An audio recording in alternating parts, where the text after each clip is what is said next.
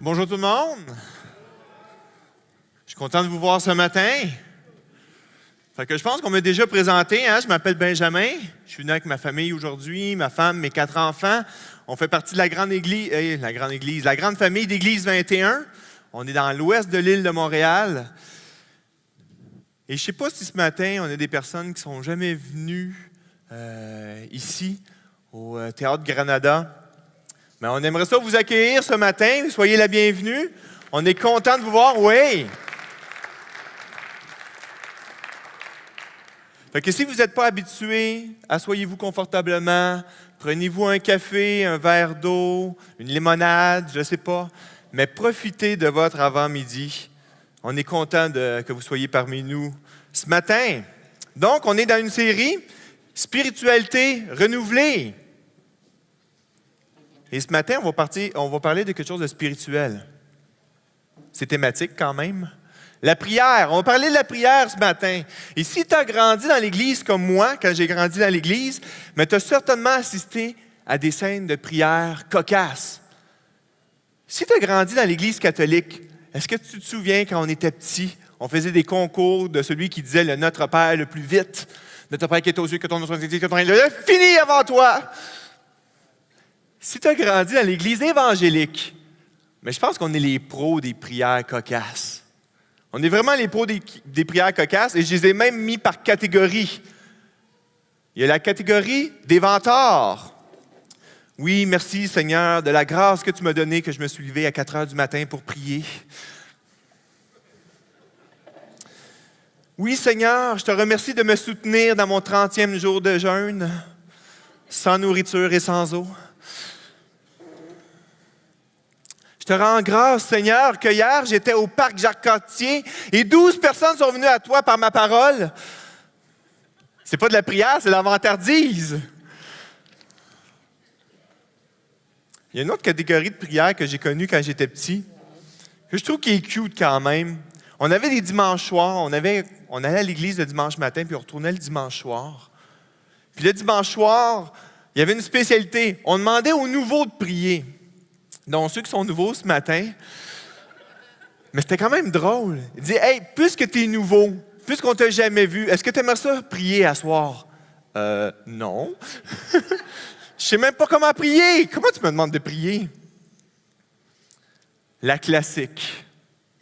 La prière avant le repas. Et ma mère était une professionnelle de ne pas prier avant le repas, mais de faire un discours. Et je m'excuse, certainement que maman va m'écouter cette semaine. Je m'excuse, mais quand papa disait « Ah, c'est maman qui prie ce soir au repas. » Oh non. Elle dit « On va manger froid. J'ai 15 ans, je suis en pleine croissance. Tu as juste envie de prendre le couteau et de couper la jugulaire pour arrêter la prière. Oh. » Il y a toute la catégorie des prières avant le repas. Je ne sais pas si vous avez déjà entendu celle-là. Eh bien, Seigneur, bénis ce repas et les mains qui l'ont préparé. Tout le corps? Non, juste les mains. Ou quand j'étais au cégep. J'ai fait mon cégep à Bois-de-Boulogne. Fait que là, tu te fais à souper, tu t'es assis devant la télévision. Puis là, tu veux prier pour le repas, tu veux bénir le repas. Puis là, tu dis, bien, Seigneur, je te demande de bénir ce bol de Kraft Dinner avec saucisse hot dog et ce 2 litres de Pepsi. Que ça soit bon pour mon corps. Je ne sais pas comment tu vas le faire, Seigneur, mais j'ai foi en toi. Modifie les molécules de ce repas pour que ça soit de la salade verte et des carottes dans mon corps. On a la foi quand même, hein? C'est quand même bizarre de prier en famille quand on arrête chez McDonald's. Bénis ce repas. Ce matin, on va parler de la prière. Et on va parler de la plus grande prière au monde, dans le plus grand discours au monde, avec le plus grand discoureur au monde, Jésus. Et on va trouver cette prière-là, je parle du Notre Père, et on va trouver cette prière-là dans la Bible, dans 2 livres, dans 2 évangiles, l'évangile de Luc et l'évangile de Matthieu. Fait qu'on va prendre le premier verset de Luc, puis après ça, on va jumper dans l'évangile de Matthieu. Donc, Luc 11, 1. Jésus priait un jour à un certain lieu. Lorsqu'il eut achevé, un de ses disciples lui dit, « Seigneur, enseigne-nous à prier, comme Jean l'a enseigné à ses disciples. » Il faut comprendre quelque chose. Jésus, son auditoire, c'est des Juifs. Ses disciples, c'est 12 Juifs. Et les Juifs, ils apprennent à prier dès la naissance. Ils sont des pros de la prière. Ils prient toujours. Ils prient au moins 3 fois par jour, au lever du soleil, à 3 heures de l'après-midi, au coucher du soleil. Ils apprennent des prières par cœur, des longues prières par cœur. Ils prient tout le temps, les Juifs. Et là, les disciples viennent voir Jésus et il dit, « Enseigne-nous à prier. » Les disciples avaient compris que quand Jésus prie, les gens sont restaurés. Les paralytiques se lèvent et marchent. Les gens sont guéris. Les morts ressuscitent. Quand Jésus prie, Dieu bouge. Il dit, nous, quand on prie, Dieu ne bouge pas, mais toi, quand tu pries, Dieu, il bouge. Il passe à l'action. Jésus, enseigne-nous à prier. Peut-être que ce matin, tu n'as jamais prié de ta vie. Peut-être que tu es un nouveau ici, peut-être même que tu es un nouveau chrétien, que tu vas te faire baptiser et tu n'as aucune idée c'est quoi la prière. Peut-être que c'est la première fois que tu attends un discours sur la prière. Peut-être que ça fait longtemps que tu es chrétien, tu priais beaucoup au début et pour une raison quelconque, tu as arrêté de prier. Plusieurs chrétiens se sentent coupables par rapport à la prière. Et peut-être ce matin, vous êtes à la défensive. « Ouh, il va parler de la prière. » Là, un petit reculon. Là. Une chance qu'il y a des tables là, qui nous protègent. Mais dites-vous que la plupart des chrétiens se sentent coupables de ne pas assez prier. Qui ici se sent coupable de ne pas assez prier? Hein, moi, je lève la main. J'ai grandi dans une église où on nous faisait sentir coupables de ne pas assez prier. Ça ne m'est jamais arrivé de voir quelqu'un qui est venu vers moi et qui me dit « Benjamin, j'ai vraiment un problème de priorité. Là.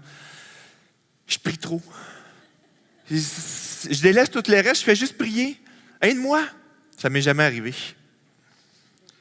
Ça ne m'est jamais arrivé.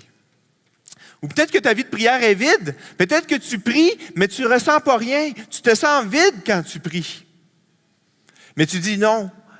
La parole de Dieu nous dit de prier. Je prie, mais tu te sens vide. Peut-être que c'est ton cas. La prière. Comment renouveler notre spiritualité? Comment renouveler notre vie de prière? Et comment notre vie de prière va renouveler notre spiritualité? Quand j'ai commencé mes cours en théologie, on appelait ça une cohorte, puis on était une quinzaine de jeunes hommes ensemble. Puis dans les premiers cours, sur l'heure du midi, on avait un coach qui était là, puis il disait, « OK, aujourd'hui, on va prier. Vous allez vous disperser dans le bâtiment, vous allez prendre un coin, là, puis vous allez prier. 2 heures. Tout seul. » Fait que là, tu pars avec ta Bible, tu vas dans un coin, tu dis, je vais lire un psaume, ça va peut-être me motiver à prier. Tu lis un psaume, tu commences à prier.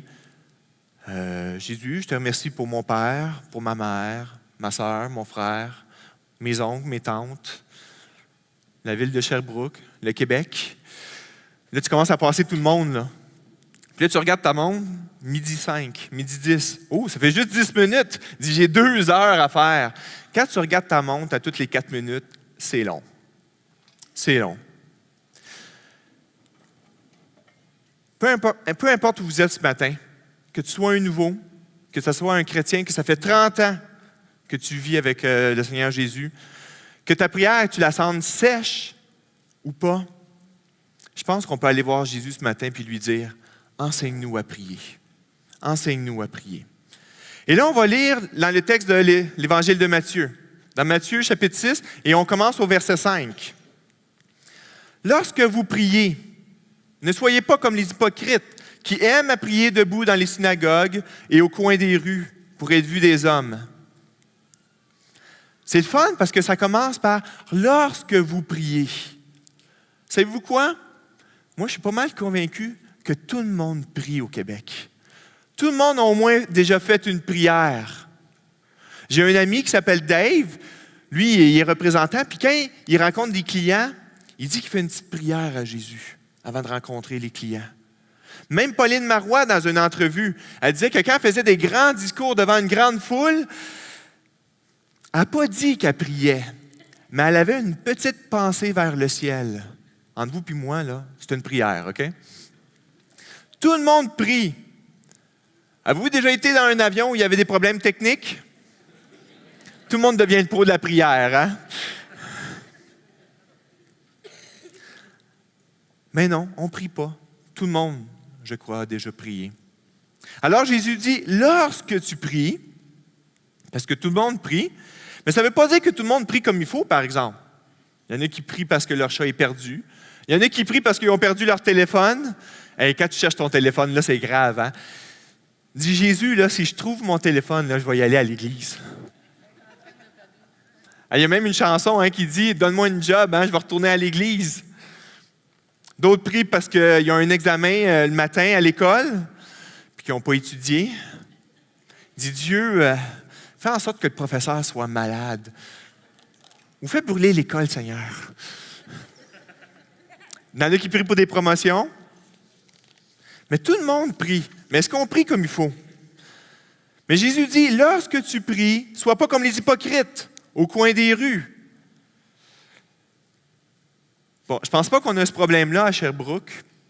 Parce qu'ici, on parle des hypocrites. Jésus faisait référence aux pharisiens qui étaient les pasteurs de l'époque. Je ne pense pas qu'on a un problème à Sherbrooke où les pasteurs se tiennent coin King et Wellington. Il dit, gars, je vais montrer à tout le monde comment prier, je vais prier à voix forte. Je ne pense pas que vous avez ce problème-là ici à Sherbrooke. Mais le fait ici, c'est que Jésus dit, même le mot hypocrite, si on regarde la racine du mot hypocrite, c'est le mot acteur, où la personne prend un rôle, récite un texte, mais ce n'est pas lui-même. Est-ce qu'on joue un rôle quand on prie? Est-ce qu'on est quelqu'un d'autre? Quand tu te présentes devant Dieu, sois pas un acteur, sois toi-même. Dieu veut que tu sois toi-même. Puis on vit dans un monde c'est tellement difficile d'être soi-même. C'est tellement difficile d'être soi-même dans ce monde-ci. Au travail, tu ne peux pas montrer tes faiblesses au travail. Sur Facebook, tu tries tes photos sur Facebook. Tu fais juste montrer le beau côté de toi-même. Puis des fois, c'est même plus toi-même tellement que c'est le beau côté de toi-même. Le dimanche matin.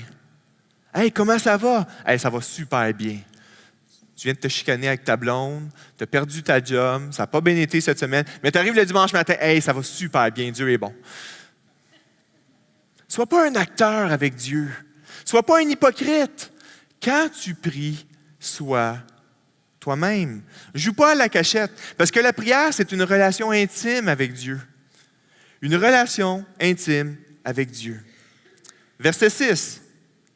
Le verset 6 nous dit, « Mais quand tu pries, entre dans ta chambre, ferme ta porte et prie ton Père qui est là dans le lieu secret. Et ton Père qui voit dans le lieu secret te le rendra. »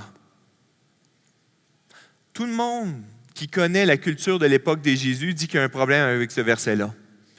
Les maisons, dans le temps, il y avait juste une seule pièce. Il dit, va dans ta chambre.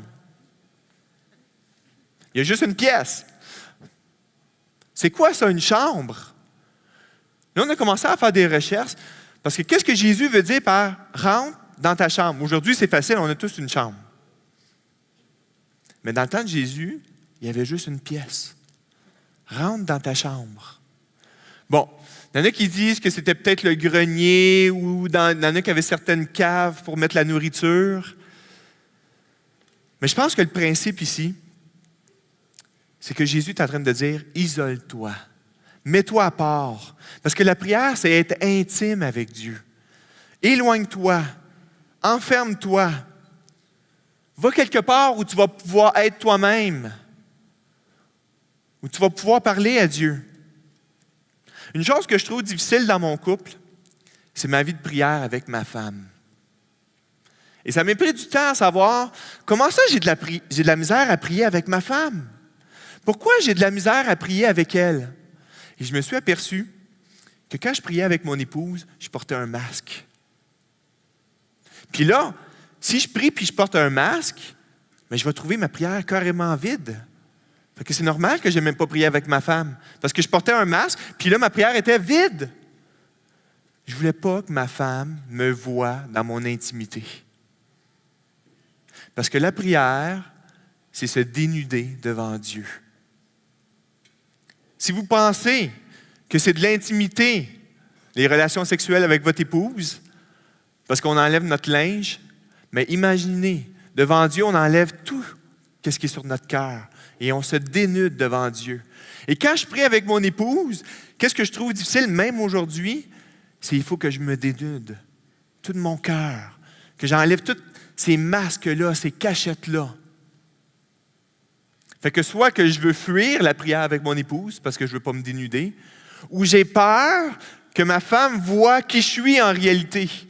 Parce que je vais me vider mes tripes devant Dieu. Puis je dis, je ne suis pas sûr qu'elle va aimer ça. Mais savez-vous quoi? Un des piliers des couples. Hey, ceux qui ne sont pas encore mariés, là, tatouez ça dans le front. Là. Deux principes ce matin. Dans votre couple, 2 piliers. 1, le pardon. Il faut vivre, il faut véhiculer le pardon quotidiennement. Un des trucs, messieurs, ça c'est juste en vous et moi, là, mesdames, écoutez pas ça. Quand tu te lèves le matin, tu es dans ton lit, remercie le Seigneur. Puis après ça, tu te tournes vers ta femme et tu dis, hey, je suis tellement content de me réveiller à côté de toi, chérie. Puis j'aimerais te demander pardon pour hier. Peut-être que tu ne sais pas qu'est-ce que tu as fait hier, mais elle le sait. Fait que sérieusement, le pardon et la prière à voix haute avec votre épouse. 2 piliers dans le couple. Le pardon et la prière. Et je le sais que c'est difficile. Je le sais que c'est difficile. Et moi, j'ai particulièrement de la misère avec la prière parce que c'est intime. C'est tellement intime. La prière, c'est une marche côte à côte avec Jésus. J'ai une question pour vous. C'est quoi votre chambre de prière à vous? C'est quoi votre chambre de prière à vous? Est-ce que vous avez une pièce? Un endroit? Mais ça peut être aussi un châle de prière. J'ai une image là-dessus. Un châle de prière. Les Juifs, il y avait comme un serviette à vaisselle sur eux. Je n'ai pas le temps d'expliquer toute la significatif et les symboles qu'a ce châle de prière-là. Mais ce châle de prière-là, tous les Juifs avaient ça. Prochaine image. Et quand ils se mettaient à prier, ils se le mettaient sur la tête pour entrer dans une chambre de prière. Prochaine image. Regardez, dans un lieu public, les Juifs pouvaient, comme un capuchon, se mettre ça sur la tête. Et là, ils pouvaient pleurer, ils pouvaient rire avec Dieu. Ils se coupaient du monde. Et quand un Juif voyait un autre Juif avec le châle de prière rentrer dans sa chambre de prière, c'était pas le temps de le déranger parce qu'il était en intimité avec Dieu. Alors, j'ai une question pour vous ce matin. C'est quoi ta chambre de prière? Je connais des hommes que leur chambre de prière, c'est dans leur voiture. En allant au travail le matin, ils prient Dieu, ils parlent avec Dieu. Je connais un représentant qui passe tellement d'heures dans sa voiture que c'est là qu'il vit l'intimité avec Dieu tout seul. Et là, il dit, je peux parler à voix forte, je peux crier, je peux pleurer. Puis les gens ne pensent pas que je suis fou. Avec les téléphones Bluetooth aujourd'hui, là, le monde pense que je parle au téléphone, mais en fin de compte, je parle à Dieu. C'est quoi ta chambre de prière? Est-ce que tu arrives au travail plus tôt pour être seul avec Dieu? Ça peut être ta chambre. Mais c'est quoi ta chambre de prière?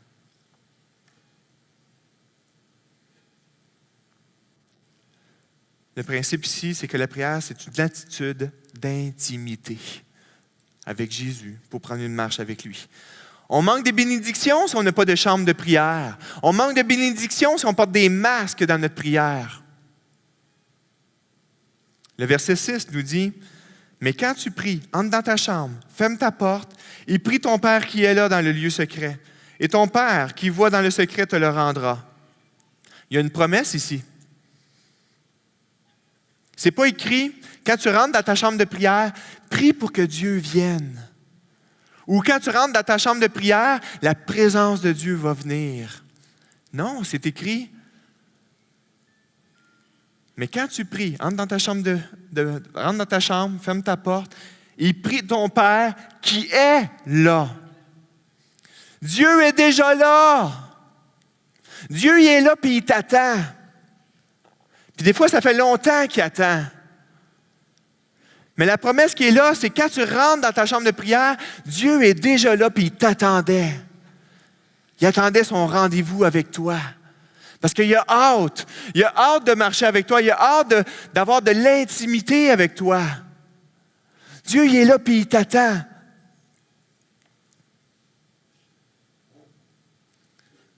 Peut-être que tu n'as jamais prié. Mais dis-toi qu'il y a un Père qui t'attend quelque part, qui attend juste que tu rentres dans ta chambre. Mais lui, il est déjà là. Il est déjà là. Viens-t'en. Je suis ton Père, je t'attends. Je vais t'attendre. C'est quoi ta chambre de prière? C'est peut-être en faisant la vaisselle. Mon épouse, à une certaine époque, on avait des jeunes enfants à la maison qui n'allaient pas encore à l'école. Sa chambre de prière, c'est quand elle faisait la vaisselle. Là, elle tombait dans une bulle. Et je le savais qu'on n'allait pas déranger maman. Quand elle faisait la vaisselle, elle parlait avec Dieu.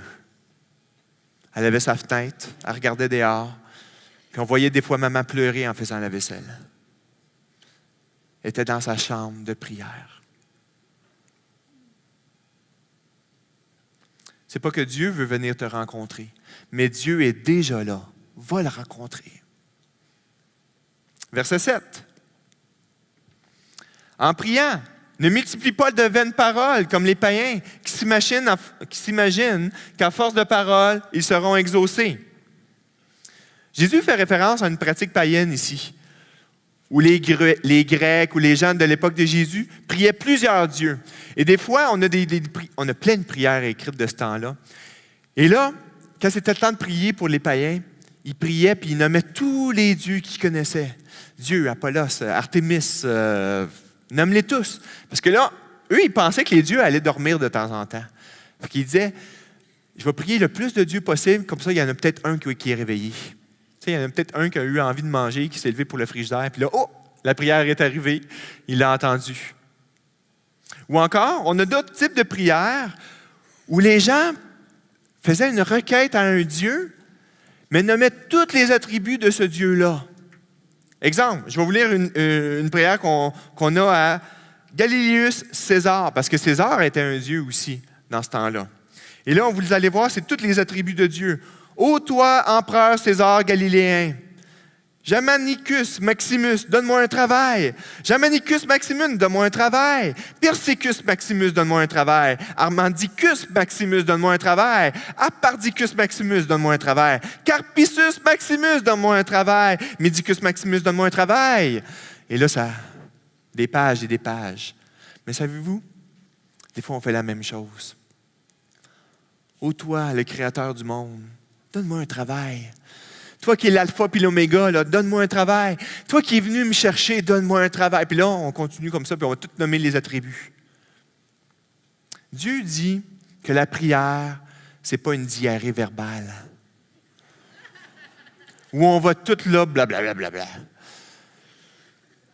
La prière, c'est d'être en relation avec Jésus. Tu peux réciter 50 fois le Notre Père. Si ton cœur n'est pas là, c'est juste des mots dans le vide. Il y en a ici ce matin qui dit, mais moi quand je prie, je ne sais pas quoi dire. Je ne suis pas habile avec ça. Il me semble que je ne le sais pas prier. Puis mes prières là, sont très courtes. Jésus a enseigné beaucoup sur la prière à ses disciples. Et jamais Jésus n'a réprimandé des prières courtes. Jamais. Même au contraire, Jésus a réprimandé des longues prières vides de sens. Mais jamais Jésus a réprimandé des courtes prières. Il ne faut pas que tu te tortures sur la longueur de la prière. Il ne faut pas que tu te tortures quel mot je vais dire, comment je vais commencer. Jésus, qu'est-ce qu'il veut, là? C'est rentrer en relation avec toi. C'est juste ça qu'il veut, avoir une relation avec toi. C'est ça que Jésus veut. Imaginez que je vais voir mon ami, là, puis je vais aller à la piscine. Puis là, je lui demande, « Hey, viens à la piscine avec moi. Viens à la piscine avec moi. Viens à la piscine avec moi. Viens à la piscine avec moi. Hey, la piscine, la piscine, la piscine. Ah oui, viens, viens, viens. À la piscine, viens. Viens avec moi à la piscine. Hey, les nerfs, le malade. Hey, c'est pas une relation normale, ça, là. Mais c'est pareil avec Dieu. Dis, sois normal. On résume. Une chambre de prière, un lieu intime où on va pouvoir être soi-même. Pas hypocrite. On n'est pas des acteurs, sans masque. On est nous-mêmes. Ce n'est pas la quantité de paroles qui est importante. Qu'est-ce qui est important? C'est qu'on tombe en relation avec notre Père. Et Jésus continue, verset 8. Ne leur ressemblez pas, car votre Père sait de quoi vous avez besoin avant que vous le demandiez. Oui, mais s'il sait avant qu'on le demande, pourquoi on lui demande? Non, mais c'est vrai, c'est marqué qu'il sait avant même qu'on lui dise. Mais pourquoi qu'on lui dit de bord? Le point principal dans notre relation avec Dieu, ce n'est pas nos demandes envers lui. C'est notre relation qu'on a avec lui. La moitié du temps, quand mes enfants viennent me voir, puis ont une demande à me faire, la moitié du temps, je sais déjà qu'est-ce qu'ils veulent me demander. Quand mon fils Édouard de 13 ans, là, il vient me voir, là, puis il y a un certain ton qu'il utilise, bien, je le sais qu'il veut jouer à Wii U. Hein, il veut y aller, là, puis il veut jouer. Je le sais, mais je veux avoir une relation avec mon fils. C'est la même chose avec Dieu. Il veut une relation. Un lieu secret, une chambre de prière, pas hypocrite. On ne multiplie pas les paroles. Et là, Jésus va dire, et il va donner un exemple. Voici comment vous devez prier. Et là, on va lire le Notre Père qui est là. Verset 9. Notre Père qui est aux cieux, que ton nom soit sanctifié, que ton règne vienne, que ta volonté soit faite sur la terre comme au ciel. Donne-nous aujourd'hui notre pain quotidien. Pardonne-nous nos offenses comme nous aussi nous pardonnons à ceux qui nous ont offensés. Ne nous laisse pas entrer en tentation, mais délivre-nous du malin, que c'est à toi qu'appartiennent dans tous les siècles le règne, la puissance et la gloire. Amen. Certainement que vous avez déjà entendu cette prière-là. Et cette prière-là, je vous encourage à la prendre par cœur. Pas pour le réciter par cœur, mais on va voir ce matin que dans cette prière-là, Jésus nous enseigne 6 étapes de la prière. Et quand on la prend par cœur, on peut se souvenir de ces 6 étapes-là. Car Jésus nous donne un modèle de prière. On va voir qu'il y a la relation, l'adoration, la soumission, la réclamation, la confession et la protection. Et on va commencer avec la première, la relation. Notre Père. Ah, on peut parler à Dieu comme ça? Notre Père? Ben oui. Dieu, là, quand on prie Dieu, ce n'est pas une force intangible de l'univers ou quelque chose de distant. C'est Papa. Et on peut rentrer en relation avec Dieu juste en disant « Papa ». Quand je rentre de travailler le soir, souvent, là, de moins en moins, parce que bon, j'ai un fils de 13 ans, 12 ans, 10 ans et 8 ans. Le plus vieux le fait moins. Mais quand je rentre de travailler, une des premières choses que j'entends, c'est « Papa ». Et là, je ne leur dis pas « Non, non, non, hey, c'est pas comme ça que tu me parles. Là. Fais attention, là. Dis-toi qui est né avant moi et qui a travaillé fort aujourd'hui qu'on puisse manger ce soir, je te salue. »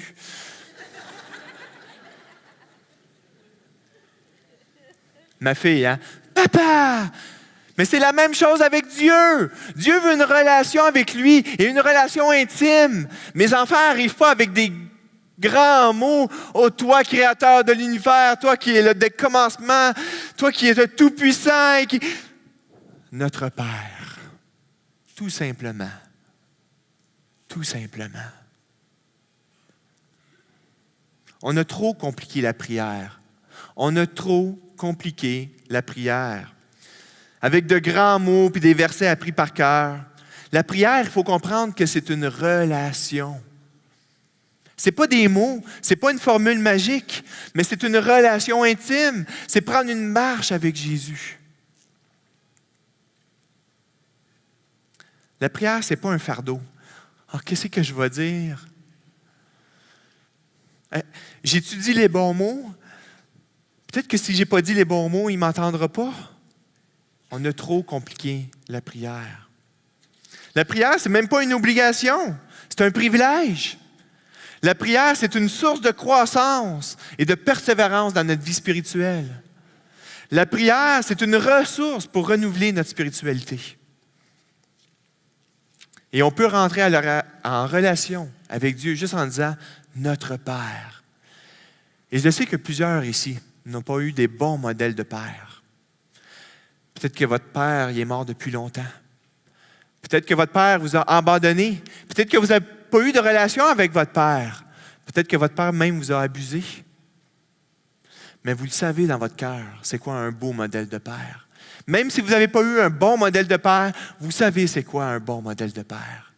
Et vous savez, ce père-là, il existe. Ce père-là, il existe, puis il vous attend. Puis il a juste hâte que vous rentrez dans votre chambre, que vous fermez la porte, puis vous dites « Papa! » Il a juste hâte de ça. Il a juste hâte. Quel privilège qu'on a de pouvoir rentrer en relation avec lui. Deuxième point, l'adoration. Que ton nom soit sanctifié. On a souvent tendance à rentrer dans la prière puis dire « Notre Père, voici qu'est-ce que je te demande. » Et là, on y va avec une liste d'épicerie ou une liste de réclamations, une liste de choses qu'on aimerait. Si tu te sens desséché dans ta prière, si quand tu pries, tu te sens vide, c'est peut-être à cause que tu tombes trop vite dans les demandes. Il faut tomber dans l'adoration avant. Et Jésus nous donne cet exemple-là. Trop souvent, on tombe, mon travail, mon argent, mon célibat, mon mariage, ma santé, moi. Hey, ce n'est pas une relation avec un guichet automatique céleste qu'on a. C'est une relation intime avec Jésus. Fait qu'avant de faire notre liste de réclamations, on va adorer Dieu. On va l'adorer. Et savez-vous quoi? Dieu n'a même pas besoin qu'on l'adore. Il y a des centaines, des milliers, des milliards et des myriades d'anges qui sont juste là pour l'adorer. Est-ce que tu penses qu'il a besoin de moi pour l'adorer? Il y a des milliards et des milliards d'anges qui l'adorent, qui n'arrêtent pas de l'adorer. Dieu n'a pas besoin que je l'adore, mais mes oreilles ont besoin de m'entendre l'adorer. Mon cœur a besoin de m'entendre l'adorer. Comment on adore Dieu? Les chants. Je pense que c'est une des meilleures façons d'adorer Dieu, c'est de chanter. Les chants qu'on va chanter tantôt, c'est de l'adoration. C'est de l'adoration, c'est de la louange. Des chansons qu'on peut écouter ici, au théâtre, qu'on peut écouter à la maison en téléchargeant sur iTunes les chansons qu'on chante ici. On peut les écouter, on peut les chanter, on peut les apprendre par cœur. On peut lire un psaume. Le roi David, dans la Bible, a écrit plein de psaumes d'adoration. On peut lire un psaume. On peut y aller spontanément. Merci Seigneur pour. Merci Dieu pour. Merci Papa pour. Et vous allez voir que si vous l'adorez avant de faire les demandes, la couleur de votre prière va carrément changer. Troisième point, la soumission. Et la soumission, c'est le cœur de la prière. Que ta volonté soit faite. On va remarquer que dans le Notre Père, il y a deux grands blocs. Il y a le premier bloc. Notre Père, ton nom, ton règne, ta volonté, tout axé sur Dieu. Et il y a le deuxième bloc, donne-nous, pardonne-nous, délivre-nous, axé sur nous. Trop souvent, on glisse sur nous, puis on ne passe pas assez de temps sur Dieu. Notre Père, ton nom, ton règne, ta volonté. Trop souvent, on glisse sur nous.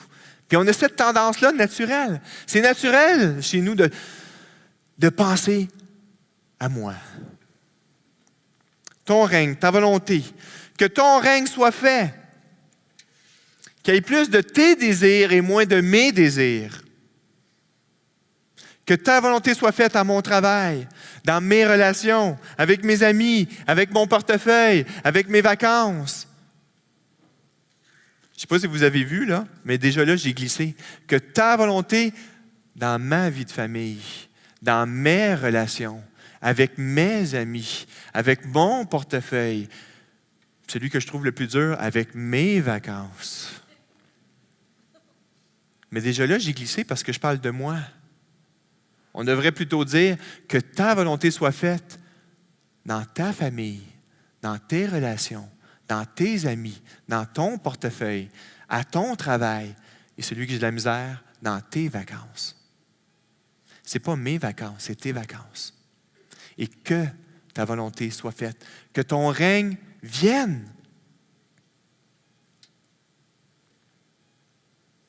Vous allez voir que si on commence comme ça, si on est axé sur Dieu, ça va changer tout le reste de notre prière.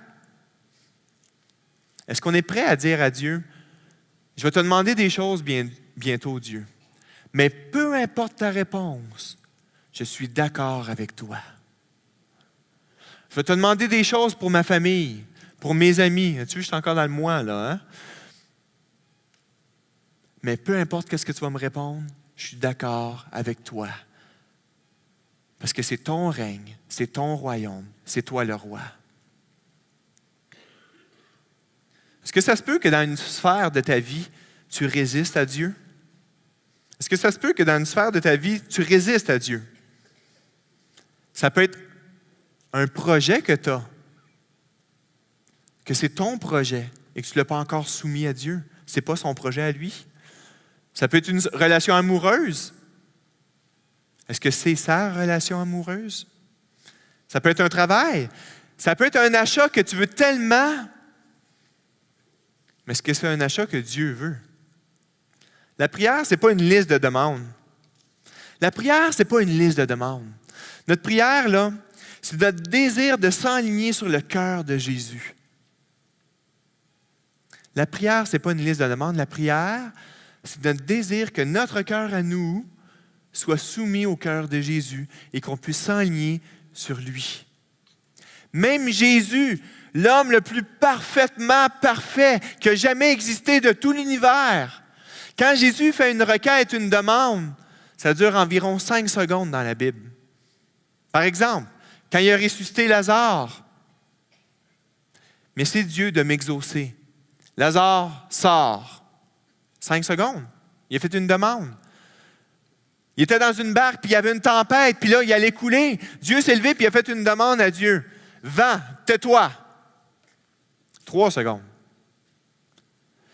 Mais quand Jésus, avant de mourir sur la croix, il était dans le jardin de Gethsémani, puis il savait que le lendemain, il allait souffrir. Puis là, il ne voulait pas souffrir. Il ne voulait pas. Ça ne tentait pas. Puis là, il fallait qu'il aligne son cœur sur le cœur de son Père. Combien de temps il a prié? 5 secondes? 1 minute? 1 heure? C'est écrit qu'il a prié toute la nuit. Le cœur de la prière, il est ici, dans la soumission. Et plus de temps on va passer dans la soumission, plus qu'on va être transformé. Parce que c'est plus notre cœur, c'est plus ma vie. On veut aligner tout ça sur le cœur de notre Père. Et c'est pour ça qu'on a besoin d'intimité avec lui. Pour voir comment il marche, comment il pense, comment son cœur bat. Que ta volonté soit faite. Que ton règne vienne. Jésus, je vais prendre des vacances cet été. Je ne veux pas que ce soit mes vacances, je veux que ce soit tes vacances. C'est dur, ça. Et il faut que je passe du temps là, dans la soumission. Dans la soumission, côte à côte avec Jésus. Il faut réapprendre à prier. Il faut réapprendre à prier. Et après ça, on tombe dans le numéro 4, la réclamation. Donne-nous. Même l'apôtre Paul nous dit, faites connaître vos besoins, car Dieu se soucie de vos besoins.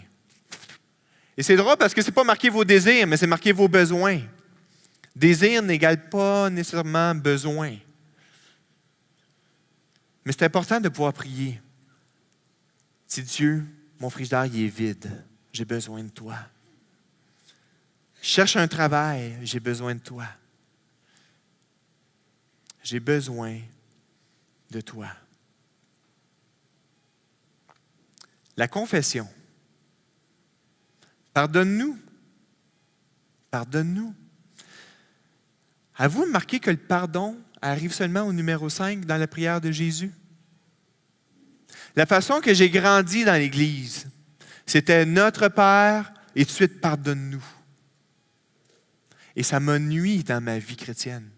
Mais j'ai grandi comme ça. Tout de suite, c'était pardonne-moi Seigneur, parce que j'ai tombé cette semaine. J'ai tombé dans la pornographie. J'ai tombé dans la colère. J'ai crié après mon épouse. J'ai crié après les enfants. Pardonne-moi Seigneur. Et j'ai remarqué que quand je commence la prière avec le pardon, je suis encore centré sur moi-même. Parce que je veux que Dieu vienne dans mon royaume et m'enlever ma culpabilité. Ma culpabilité. Parce que là, je me sens mal devant Dieu. Mais Jésus dit non, pas de suite. Avant, là, c'est ton règne, ta volonté, l'adoration. Après ça, tu vas penser à toi. Tu vas demander pardon pour tes péchés.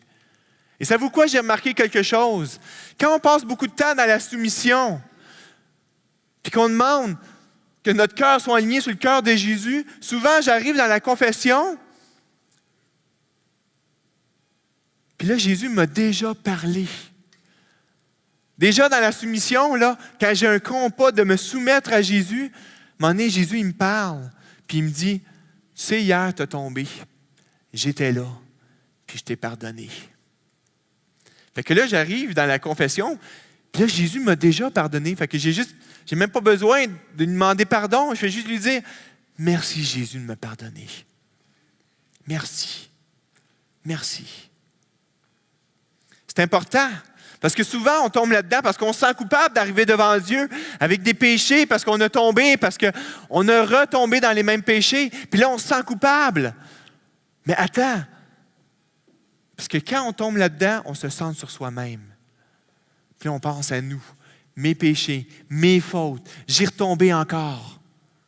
Non. Garde tes yeux fixés sur Dieu.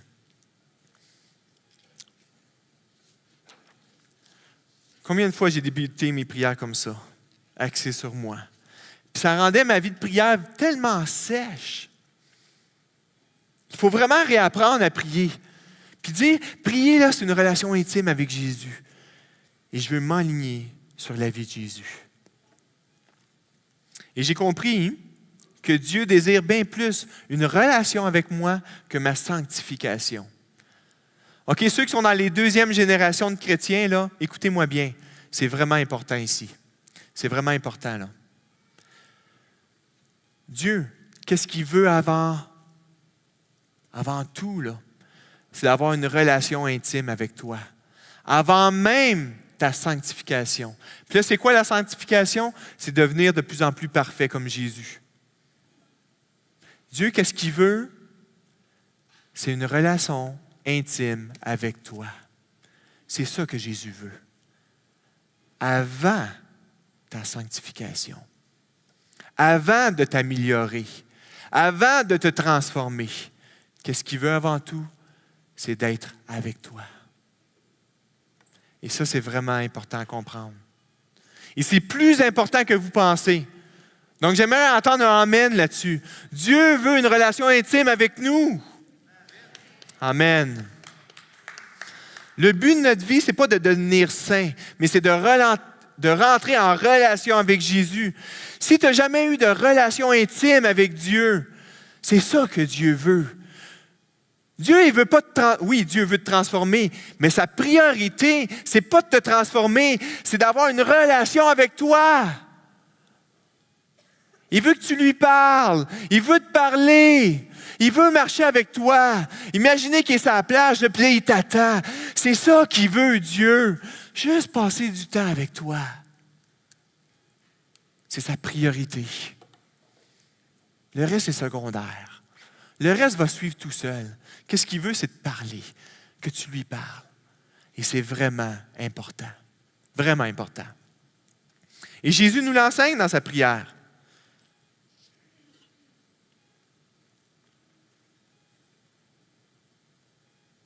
Merci de m'avoir pardonné. Et Dieu, enseigne-nous à prier. Enseigne-nous à prier. On veut prier comme il faut. Pas comme il faut. As-tu vu, moi, je suis déjà distorsionné, là. On veut rentrer en relation avec toi. Apprends-nous à prier. Et bien sûr, le 6e point, ne nous laisse pas rentrer dans la tentation. Protège-nous. On a besoin de ta protection. Mais est-ce que vous voyez l'ordre? Axé sur Dieu, notre Père, que ton nom, que ta volonté. Et après ça, donne-nous, pardonne-nous et ne nous laisse pas entrer dans la tentation.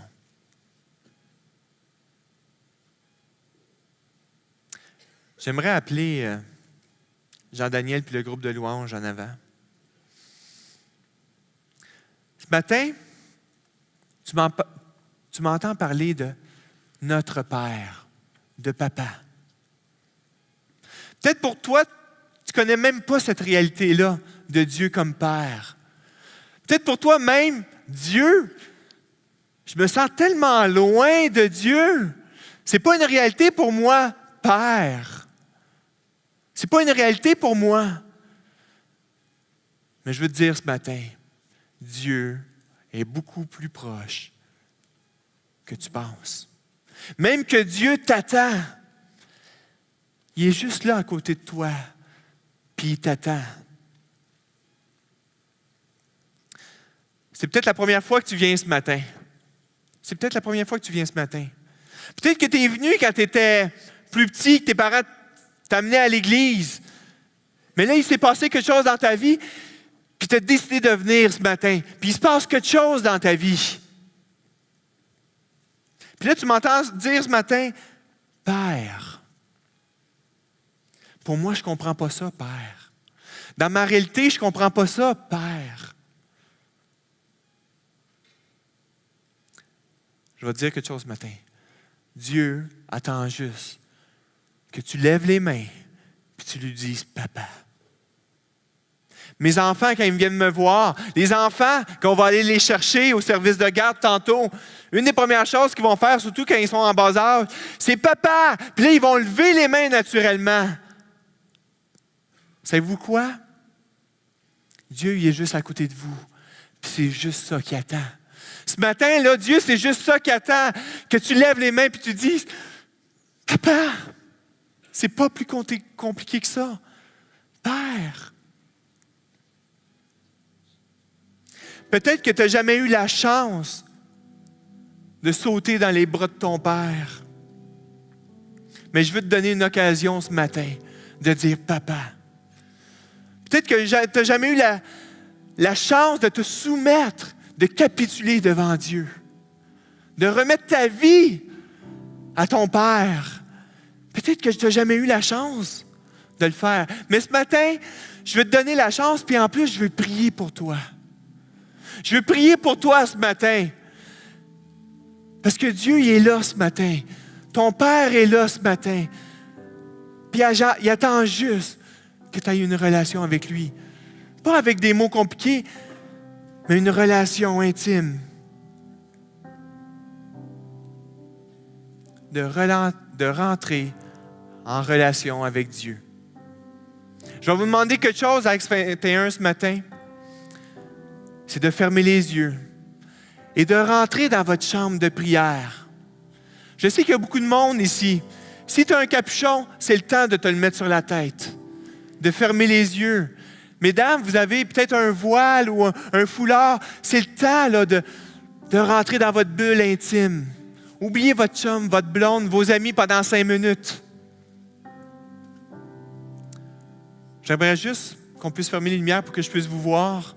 Mais vous fermez les yeux. Je vais vous demander de me faire confiance et de fermer les yeux ce matin. Rentrez dans votre chambre. Un lieu intime avec Dieu. Et si tu es ici ce matin et tu dis, Benjamin, je ne connais pas ça, rentrer en relation mais intime avec Dieu. Dieu comme papa. Mais moi, je veux connaître cette relation-là. Je veux connaître une vie avec un papa. Dis-toi que Dieu veut t'accueillir dans sa famille. Est-ce que tu veux donner ta vie à Jésus ce matin? Et on garde les yeux fermés. Parce que je vais vouloir prier pour ceux qui veulent se jeter dans les bras de Dieu ce matin. Puis je ne veux pas les gêner. Donc si vous avez les yeux encore ouverts, fermez vos yeux. Rentrez dans votre chambre de prière. Et ceux qui veulent se jeter dans les bras de Jésus ce matin, qui veulent connaître cette relation intime avec Jésus, peut-être juste lever la main intimement. Et moi, je veux vous voir parce que je veux prier pour vous. Peut-être juste lever la main. Oui, je vois une main levée en haut. Ici à ma gauche, j'ai 2 mains levées. C'est le temps ce matin. Oui, en avant, merci. Dis Jésus, je veux rentrer en relation intime. En arrière, j'ai des mains levées. J'ai 2 mains levées en arrière, à gauche. Oui, à droite. Je veux sauter dans les bras de papa. Je vous donne une dernière chance de lever la main. Je sais que ce n'est pas facile. Qui aimerait ce matin rentrer en relation intime avec Jésus et qui n'ont jamais connu ça? Oui, en arrière, j'ai 3 mains levées. Vous pouvez baisser vos mains. Et j'aimerais parler aux chrétiens maintenant. Qui que ça fait longtemps qui n'ont pas pleuré avec Jésus, qui n'ont pas marché avec Jésus, puis dire ce matin, là, ça fait longtemps que je n'ai pas vécu ça, puis je veux lever les 2 mains, puis je veux me retrouver. Gardons les yeux fermés, puis levez les 2 mains, puis dis, je veux retrouver mon papa. Ça fait longtemps, ça fait 17 ans que je suis avec le Seigneur, puis je veux le retrouver, ça fait longtemps que je n'ai pas vécu. Oui, un monsieur puis une dame ici à gauche. 2 personnes à ma gauche ici. En arrière, 2 personnes à gauche, encore une fois. Qui ce matin veut dire, je veux retrouver papa? En arrière, oui, en haut. Vous pouvez baisser vos mains. Gardez les yeux fermés, je vais prier pour vous.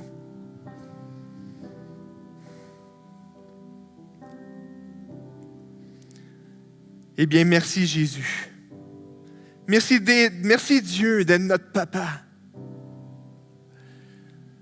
J'aimerais te remettre ces personnes ce matin qui veulent rentrer en relation intime, puis on sait que tu es là ce matin et tu les attends. Ça fait longtemps que tu les attends. Ça fait longtemps que tu les cherches. Et tout ce qu'ils ont vécu cette semaine, Seigneur, c'est toi, Dieu, qui a permis ça. Seigneur, j'ai une dizaine de personnes qui ont levé les mains ce matin et qui disent, je veux rentrer en relation intime avec mon papa. Dieu, je veux te dire merci. Merci de les prendre dans tes mains. Merci de prendre soin d'eux. Merci de leur apporter un chrétien qui va être à côté d'eux ce matin, avec qui ils vont pouvoir parler. Merci Dieu parce qu'on a besoin de toi. Papa, je veux me jeter dans tes bras. Je veux m'abandonner ce matin. Sois avec moi. Je veux capituler. Je veux me soumettre à toi. Et tous les chrétiens ce matin, que ça fait longtemps qu'ils sont sèches, qui ont perdu cette relation intime avec toi. Seigneur, je veux te les remettre ce matin. Et c'est au nom de Jésus que je te remets les gens ici ce matin. C'est au nom de Jésus qui a fait tomber toutes les barrières, qui a mis l'ennemi enchaîné. C'est au nom du Seigneur Jésus que je te remets Actes 21. Que ce ne soit pas nos désirs, mais tes désirs. Que ce ne soit pas notre règne, mais ton règne, Seigneur Jésus. À toi appartiennent la gloire, l'honneur et la puissance. Amen. Amen.